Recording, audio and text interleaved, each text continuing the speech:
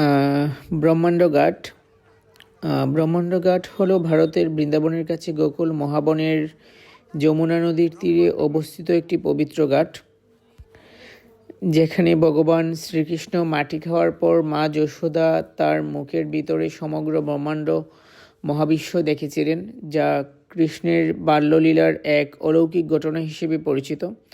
মা, আমি আর মামা মিলে চলেছি সেই অলৌকিক স্থান দর্শনের জন্য।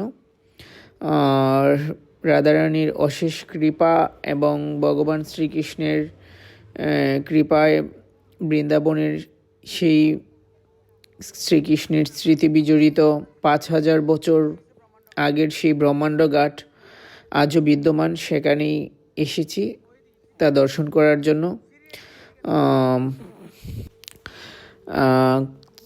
একবার শ্রীকৃষ্ণ খেলার ছলে মাটি খেয়ে ফেলেন। মা যশোদা তাকে জিজ্ঞেস করলে তিনি তা অস্বীকার করেন এবং মুখ খুললে যশোদা তার মুখের মধ্যে সমগ্র মহাবিশ্বের ব্রহ্মাণ্ড দর্শন পান, যা এই ঘাটের নামকরণ সার্থক করে।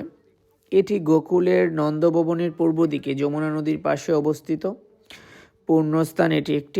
এটি হিন্দু ধর্মাবলম্বীদের জন্য একটি গুরুত্বপূর্ণ তীর্থস্থান, যেখানে ভক্তরা কৃষ্ণের বাল্যকালের সেই অলৌকিক লীলাকে স্মরণ করতে আসেন। এটি একটি শান্ত আধ্যাত্মিক পরিবেশের স্থান, যা বৃন্দাবনকে মহিমান্বিত করে। এই ব্রহ্মাণ্ড ঘাটটি শ্রীকৃষ্ণের জন্মস্থান নন্দভবন থেকে প্রায় 1 মাইল পূর্বে অবস্থিত।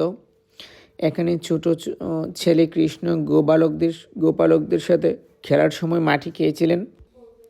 যশোদা মা শ্রীকৃষ্ণকে জিজ্ঞাসা করলেন, তুমি কি মাটি খেয়েছ? উত্তরে ভগবান শ্রীকৃষ্ণ বলেন, না মাইয়া, আমি মাটি খাইনি।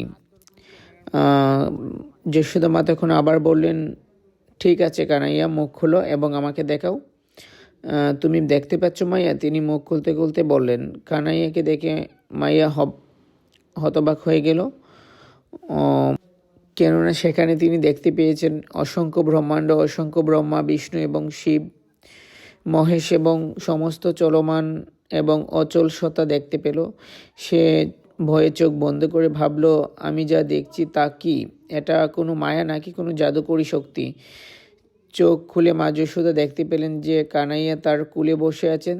তিনি গড়ে ফিরে ব্রাহ্মণদের ডাকলেন, যারা দেবতাদের ক্রোধ শান্ত করার জন্য আশীর্বাদ পাঠ করলেন। তিনি ব্রাহ্মণদের গরু এবং অন্যান্য মূল্যবান জিনিসও দান করলেন।